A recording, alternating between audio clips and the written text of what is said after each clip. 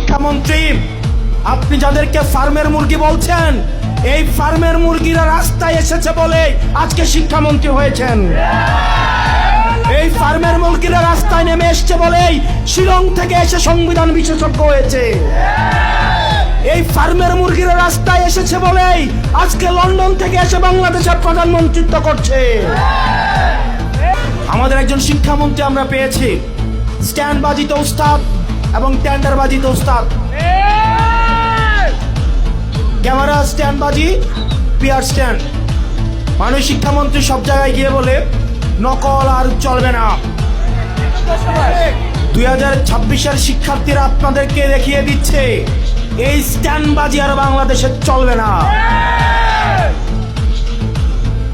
হাঁটু সমান পানিতে, বুক সমান পানিতে 2026 সালের HSC পরীক্ষার্থীদের আপনি ডুবিয়ে ডুবিয়ে আপনি পরীক্ষা দিতে বাধ্য করেছেন।